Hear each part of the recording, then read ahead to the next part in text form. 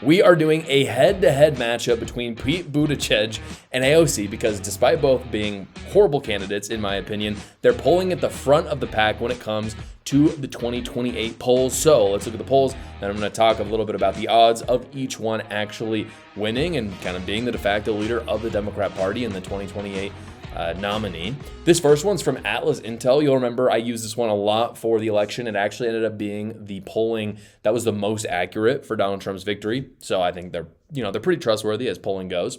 What you see here is that Buttigieg is in front actually with 27.7%, Harris behind with 24%, AOC at 15%, and then a couple of random weirdos behind. Frankly, you've got like Newsom and Whitmer. I'm sorry, they're not going to do well. Booker as well. These people are people who have run for president before and they didn't do well. So that's Atlas Intel.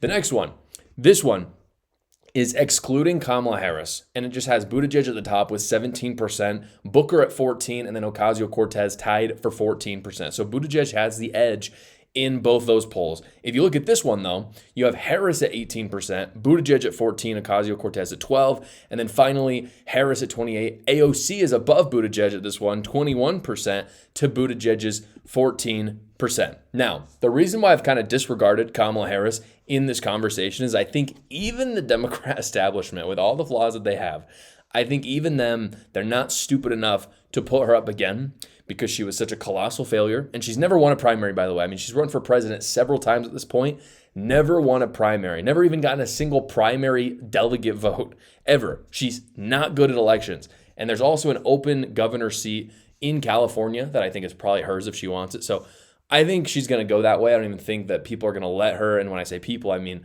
the deep state and the establishment of the Democrat Party. I don't think they're even going to let her run because she's such a colossal failure. So if we rule her out, you see Pete Buttigieg and AOC at the top, with Pete Buttigieg leading in most of the polls. And here is what is so interesting about these two specifically. Despite not being great candidates, in my opinion, they have very different and very opposite strengths and weaknesses. Pete Buttigieg, for instance, if you really look at them, Pete Buttigieg is a very smooth talker. He's on the talk shows all the time. Honestly, he's pretty good at arguing and debating, very much like Obama. AOC, not so much, really. I mean, I've heard a couple people say AOC is like a formidable force when it comes to just talking about policy.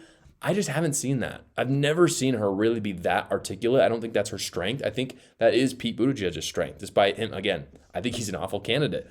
I think he has some pretty good charisma. So again, kind of opposite things on that end. On the other side, though, AOC actually has some real experience in policymaking in Congress, and she actually has receipts to show that she's done stuff. And on the other hand, Pete Buttigieg does not have anything like that. I mean, he was the mayor, did a crappy job. Then he was the transportation secretary, did an awful job, took paternity leave. Paternity leave, guys. Let me talk about paternity leave for a second with Pete Buttigieg, because my wife had a baby last week. And I work for myself, so I don't get paternity leave. The reason why you have paternity leave is to take care of your wife and to spend time with your baby as well, but ultimately to take care of her because she just went through a massive operation.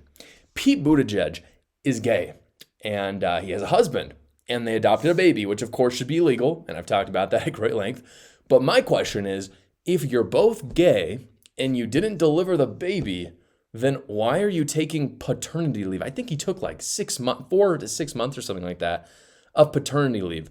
It's ridiculous. And of course, there were other transportation mishaps when he was in. And people know this. Like these were big stories. No one really likes Pete Buttigieg based on what he's done. On the other hand, AOC has really done some horrible stuff from my perspective, but in the eyes of Democrats, actually done some pretty solid stuff. She's done a lot of things that Democrats like. For instance, trying to raise the minimum wage. I think it's stupid, but she's talked about it, and she's tried to do it. This is one thing that she actually has done that's good, which is she's trying to ban Congress from trading stocks.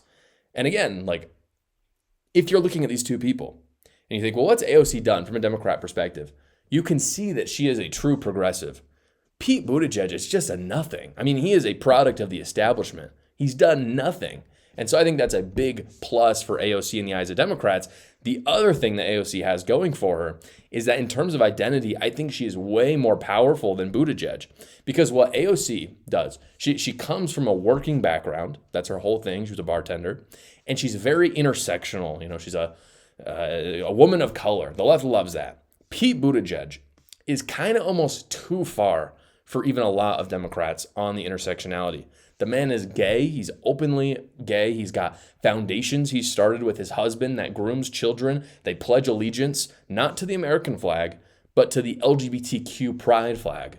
There's videos of them doing that.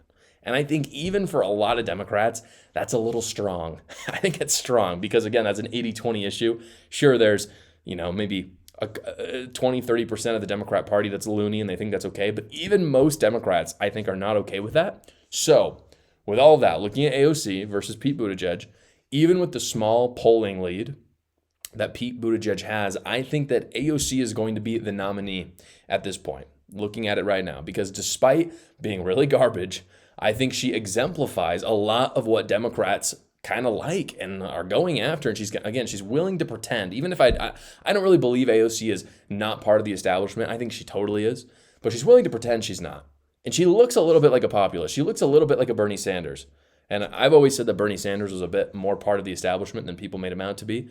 I think the same is true for AOC. But again, she's willing to play this kind of populist trend that's going. And I think that's going to be a lot more popular because unlike AOC, Buttigieg is the very definition of establishment Democrat in every single way. I think it's going to burn him in the end. I think AOC is going to come out on top. Hey guys, if you enjoy reading but you don't know what to read right now, I wanted to introduce you to my book, A New Cult. It's up on the bookshelf over there. I talk about how the left has literally devolved into a cult, talk about some crazy stories. I know you'll enjoy reading it. Go check it out. It's on Amazon right now. The link is in the description below.